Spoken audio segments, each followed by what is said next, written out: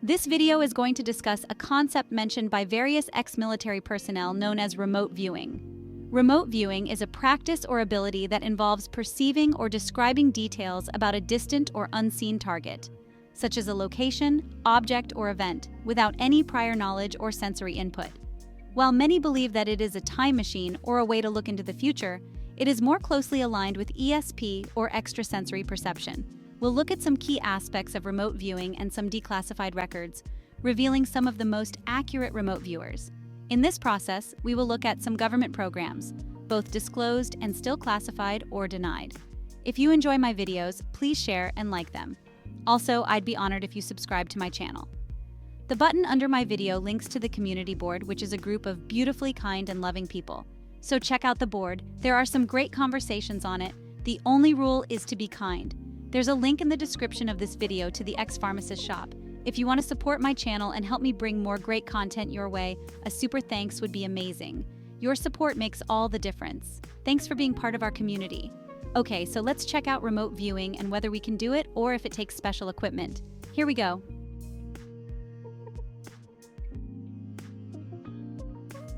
The first thing remote viewers experience is perception beyond the senses. Sounds crazy, but these are powers that we gain as we increase our vibrational density from 3D to 5D.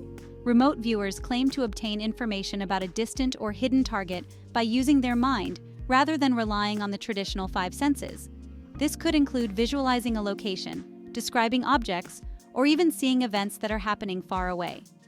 Next, there are structured protocols, which typically involve specific procedures or protocols designed to focus the mind and improve accuracy. The process often includes a viewer, a monitor, and a target, with the monitor guiding the session without revealing any information about the target. Then there is always a target, which can be anything from a geographical location on Earth to an event in the past, present, or even the future. It can be an object, a person, or even a concept that the viewer attempts to describe.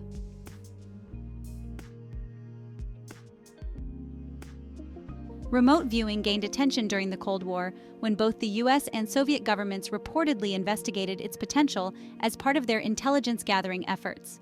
The US program, known as Project Stargate, was conducted by the CIA and the US Army from the 1970s to the 1990s. Though the program was eventually declassified and ended, it sparked public interest in the phenomenon, and we will examine Project Stargate and the programs in this video. You will find that remote viewing is controversial and widely regarded as pseudoscience by the mainstream, but those who understand the mind-body connection know that it's real. Some practitioners of remote viewing claim it can be used for practical purposes, such as finding missing persons, locating lost objects, or even predicting future events like the result of the upcoming presidential election. Despite skepticism, it continues to fascinate and inspire both believers and curious skeptics.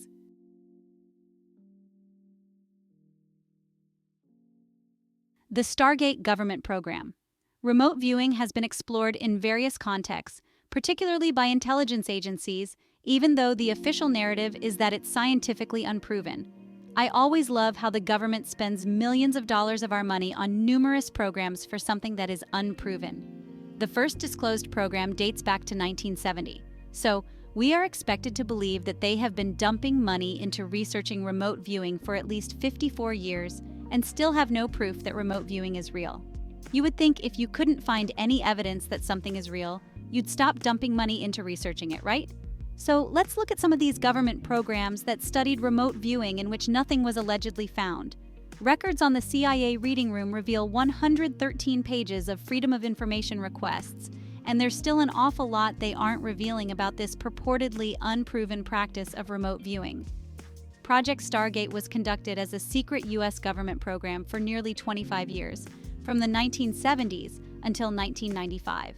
It was the most well-known US government program dedicated to researching and utilizing psychic phenomena, particularly remote viewing, for military and intelligence purposes. Project Stargate was funded and conducted by various agencies, including the CIA and the US Army. The project sought to determine if remote viewing could be used for military and intelligence purposes, such as locating enemy installations or missing persons. The program was subject to numerous studies and evaluations. It faced criticism for its lack of scientific rigor and mixed results. Eventually, the program was declassified, and its existence became public knowledge. Initial research into psychic abilities such as ESP, extrasensory perception, and psychokinesis was conducted by various institutions, including the Stanford Research Institute, SRI, in Menlo Park, California. Scientists like Harold Puthoff and Russell Targ were key figures in these early studies. Remote viewing was the central focus of Project Stargate and is the ability to perceive or describe details about a distant or unseen target, such as a physical location or object, without using any of the known senses. The typical process included a remote viewer who would be asked to describe a target that was unknown to them. The information provided by the viewer was then analyzed to determine its accuracy and usefulness. Seems pretty cut and dry to me. If the viewer knew nothing about an event and was able to accurately describe it after remote viewing, common sense tells us something is going on. Before being consolidated under the name Project Stargate, several smaller projects explored remote viewing, including Project Stargate in 1972, which is one of the earliest efforts to explore remote viewing, and Project Grill Flame from 1978 to 1983, which was conducted by the U.S. Army and the Defense Intelligence Agency, DIA. This project aimed to evaluate the practical applications of remote viewing for military and intelligence purposes. It focused on developing and refining remote viewing techniques and training individuals to use these techniques for intelligence gathering purposes. So, not only did they study this phenomenon, but they apparently found enough evidence to train people in remote viewing. But remember, nothing is going on here. In the 1980s, various remote viewing projects were brought together under the umbrella of Project Stargate, which continued until the mid-1990s. Throughout its history, Project Stargate was used for real-world intelligence operations. Did you catch that? They deny the validity of remote viewing, yet they used it for real-world intelligence operations.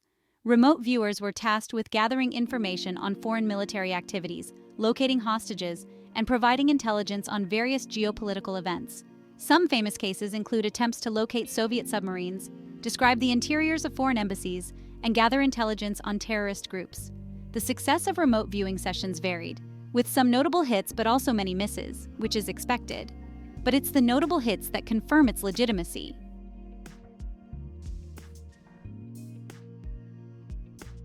So I decided to present these notable hits to you and let the people decide if Stargate remains unproven. First, let's examine Ingo Swan, who was born on September 14, 1933, in Telluride, Colorado. Swan showed an early interest in art and eventually earned a degree in fine arts from Westminster College in Utah. His artistic background contributed to his later work in remote viewing, particularly in his ability to vividly describe and visualize remote locations. Swan's interest in psychic phenomena and the paranormal began early in his life. He was particularly intrigued by out-of-body experiences, telepathy, and other psi phenomena. This fascination led him to explore various esoteric and metaphysical subjects, laying the groundwork for his future involvement in remote viewing. In the early 1970s, Swan began collaborating with physicists Russell Targ and Harold Puthoff at the Stanford Research Institute, SRI, in Menlo Park, California. SRI was a respected research institution, and it was here that Swan's talents would come to the attention of the U.S. intelligence community. Swan participated in a series of experiments designed to test his psychic abilities, including his ability to remotely perceive objects and locations that were hidden from view. His successes in these experiments were significant enough to attract funding from the CIA and other government agencies, leading to the formal establishment of remote viewing programs. One of Swan's most significant contributions was the development of coordinate remote viewing, CRV, a structured method for training individuals to accurately perceive and describe distant or hidden locations. CRV involves providing the viewer with geographical coordinates or other minimal cues, which they use as a launch point to psychically access the target. The CRV protocols include a series of stages that guide the remote viewer from basic sensory impressions, such as shapes, colors, and textures, to more detailed and specific information about the target. The CRV protocols became the foundation for what was later known as Controlled Remote Viewing, CRV, a standardized approach to remote viewing that could be taught to others. Swan's methodologies allowed for the training of new remote viewers, making remote viewing a more accessible and systematic process.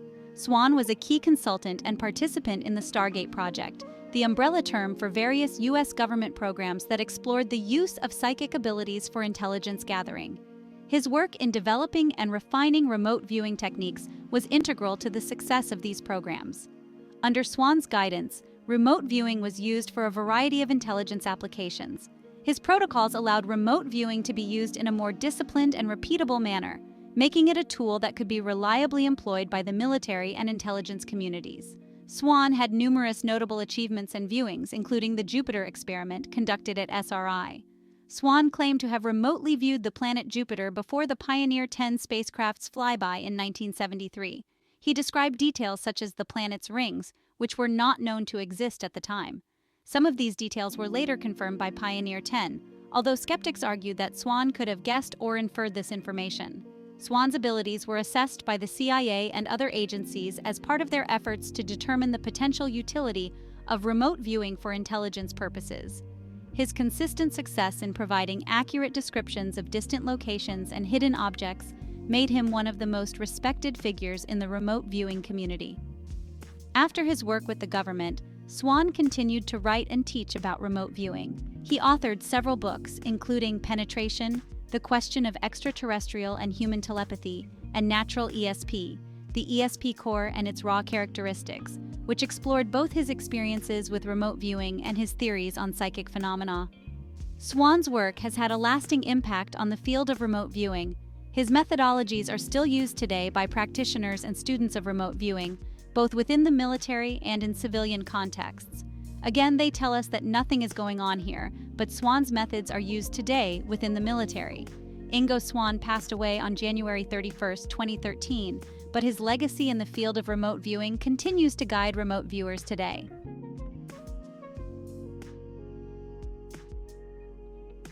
The Pat Price Soviet submarine base incident is one of the most famous cases involving remote viewer Pat Price, who was asked to describe a secret Soviet military installation. Price had no prior knowledge of the base before his remote viewing session. He was given only basic coordinates or target references without any additional context or information about the specific location or its significance. Price was not an intelligence professional or military insider. He was a former police officer with no known background in Soviet military infrastructure, which would make it unlikely that he had prior knowledge of the site. Yet, he revealed remarkably detailed descriptions of a facility, which was later confirmed to closely match the actual site, a submarine base at Severomorsk in the Soviet Union. He described specific structures and equipment, including a large gantry crane that was later confirmed through satellite imagery and other intelligence sources. There is no dispute that Pat Price did not have prior knowledge of the Soviet submarine base at Severomorsk before his remote viewing session, according to the official accounts and documentation related to Project Stargate. His accurate descriptions of the base were presented as a significant success for the remote viewing program. The Libyan chemical weapons plant was another example of remote viewing success in 1986. During the planning for U.S. airstrikes against Libya, remote viewers were tasked with identifying the location of a suspected chemical weapons plant. A remote viewer correctly identified the location of the plant near Rabta, Libya. This intelligence was used in the decision-making process for the highly successful airstrikes. This case is notable because it was directly tied to a real-world military operation, demonstrating the operational use of remote viewing.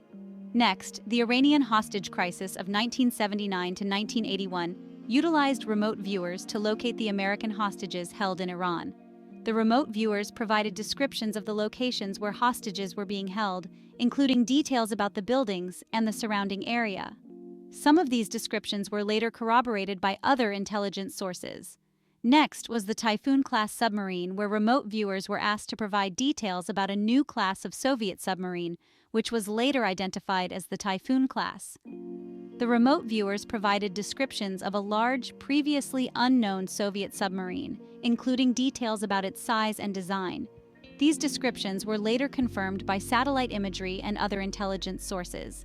Then, the location of a downed Soviet bomber that went down in the 1970s in an undisclosed location in Africa. U.S. intelligence agencies wanted to find it before the Soviets did, so they used remote viewers who were able to accurately describe the location of the bomber, including the surrounding terrain, which matched the actual site where the plane was eventually found.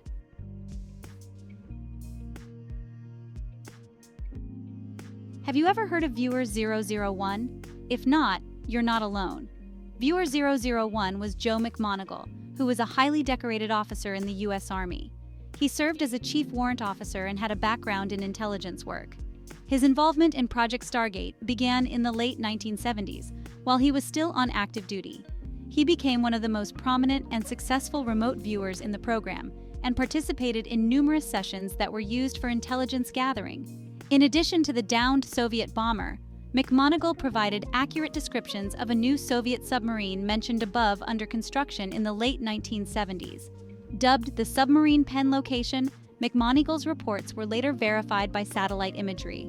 The Typhoon-class submarine was the largest submarine ever built and is often cited as one of McMoneagle's most impressive achievements. But that's not all. In one of his more unusual and highly publicized sessions, McMoneagle was asked to describe the surface of Mars as it might have appeared 1 million years ago. The session took place on May 22, 1984. McMoneagle was provided with a sealed envelope, which he was instructed not to open until after the session. Inside the envelope was a piece of paper with the target location and time: the planet Mars, approximately 1 million years BC. The session was conducted using coordinates provided by the taskers, without initially revealing to McMoneagle what those coordinates corresponded to. He had no idea that the coordinates were on Mars to eliminate any potential bias or preconceived notions. McMoneagle described large pyramidal structures which he perceived as being ancient and possibly constructed by an intelligent civilization. These structures were described as having a surface texture similar to very smooth stone and being situated in a desert-like environment with high, sharp mountain ranges in the distance. He also mentioned the presence of very deep canyons and a massive, seemingly artificial network of channels or tunnels, some of which appeared to be eroded by the passage of water or another liquid.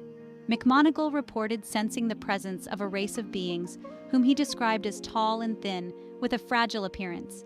He suggested that these beings were in the process of experiencing a catastrophic environmental collapse and were seeking refuge or awaiting help.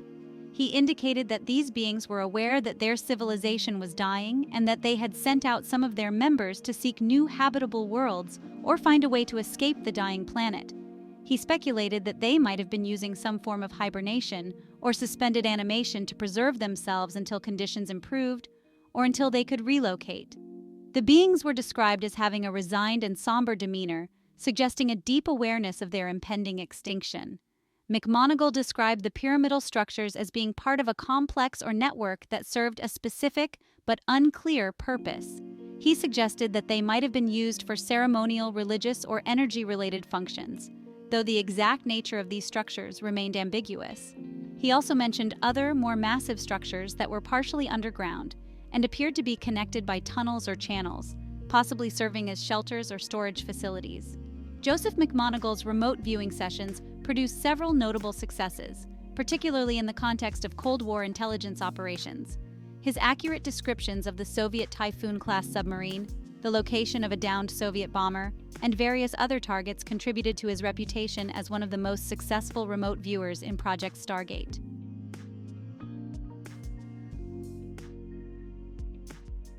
While I didn't find evidence in the declassified records, I know that you guys will want to know about Michael Jaco, a popular podcaster.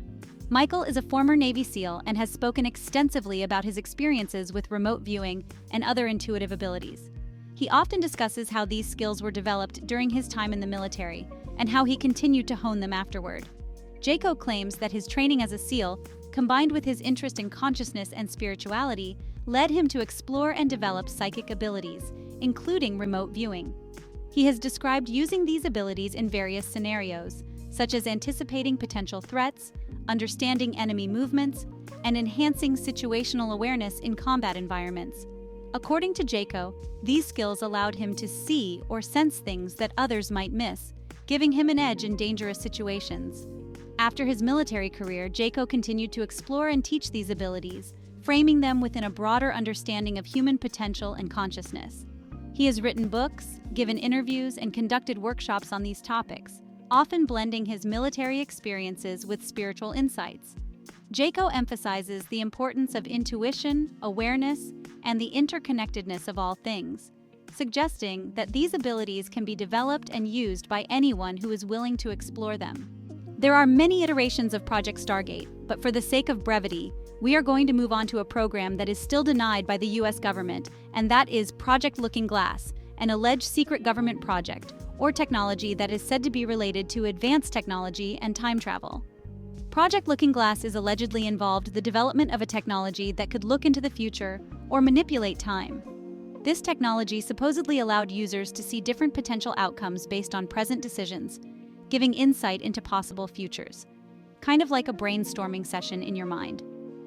David Wilcock has said that Project Looking Glass was based on or reverse engineered from alien technology. This technology was allegedly found or provided by extraterrestrials and was capable of accessing different timelines or dimensions. Various online forums and YouTube channels have reported that Project Looking Glass was used to prevent catastrophic events by predicting and altering timelines. According to some narratives, the technology was used to avert world-changing disasters or to ensure that certain events occurred in a particular way. The US government, particularly the military or intelligence community, is often alleged to have been the main entity behind Project Looking Glass. The project was supposedly a top-secret operation involving only a select few with the highest security clearances. Could that be Q clearance? A couple more people that have talked about Project Looking Glass include Bill Wood, another former Navy SEAL with insider knowledge of secret government projects, including Project Looking Glass. Bill has discussed Project Looking Glass in interviews and online. Carrie Cassidy is the founder of Project Camelot, a website and YouTube channel that features interviews with whistleblowers and theorists discussing secret government programs and conspiracies. Cassidy has hosted discussions and interviews where Project Looking Glass has been a topic, often confirming the idea that it is part of a larger secret government agenda. The last thing we are going to do is quickly reveal the induction and viewing procedures used to remote view, so you can try it at home if you'd like. The induction and viewing procedures for remote viewers typically involve several key steps designed to help individuals enter a relaxed, focused state conducive to perceiving information beyond their immediate sensory input. Here's an outline of the general process. The viewer begins in a quiet, comfortable space, free from distractions. Deep breathing, progressive muscle relaxation, or meditation techniques are often used to calm the mind and body. The viewer sets a clear intention or focus on the target they wish to view, such as a specific location, event, or object. This was the coordinates used in the government programs. The viewer enters a meditative or altered state of consciousness. Techniques like deep breathing, visualization, or guided imagery may be used to achieve this state. If using a coordinate remote viewing (CRV) method, the viewer may receive a target reference such as a set of coordinates or a simple prompt, which they use to direct their attention. The viewer allows spontaneous images, sensations, or ideas to emerge. These initial impressions are often vague and abstract. The viewer records or sketches these impressions without judgment or analysis. The key is to capture the information as it comes, even if it seems irrelevant or nonsensical at first. The viewer continues to focus on the target, refining the details of their impressions. They may revisit certain aspects of the target to gather more information. Remote viewers often report using multiple senses during the viewing process. They might see images, hear sounds, feel textures, or even taste or smell elements related to the target. In a controlled environment, the remote viewer's results are often compared with known data about the target. This feedback helps refine their abilities over time. The viewer reflects on the session, considering what worked well and what could be improved. It's common for viewers to take a break or engage in grounding activities to return to a normal state of consciousness. There are numerous techniques, but let's focus on what we all want to know: the future. Future remote viewing, often referred to as precognition or predicting future events, involves attempting to gather information about events that have not yet occurred. The process is similar to standard remote viewing, but with a focus on time as well as space. The intention is clearly set to view a future event, focusing on a specific time frame or occurrence. The viewer might frame the intention as, "I intend to view the election results as it occurs on November 5th, 2024. The meditative state for precognition is often deeper than that used for viewing present or past events, as it requires greater focus and detachment from current sensory input. During the induction phase, the viewer might visualize moving forward in time, sometimes imagining traveling along a timeline or path toward the future event. The rest is pretty much the same as past and present viewing, except that future events can be influenced by countless variables, making them inherently uncertain. This uncertainty means that impressions might reflect probabilities rather than certainties. Also, future viewing often involves symbolic or metaphorical information rather than clear, direct perceptions. The viewer may need to correct for shifts in time, as future events can sometimes be perceived out of sequence or in a distorted way. A couple of ways to augment your remote viewing is to use focus objects or symbols representing the future event to help focus their intention. Another way is timeline visualization. Visualizing movement through time, like imagining a calendar or clock, can aid in aligning impressions with the correct future time. A strong background in meditation or manifestation practices will facilitate your viewing. But don't worry, there are no rules. It's all about when you are ready to grasp and master the power within you. As we close, I'd like to share one other thing. For many years, we have heard the phrase NCSWIC. That means that nothing can stop what is coming. And do you know why that phase is so popular? Reportedly, the end of this unseen war has been seen through remote viewing, and the end has been written,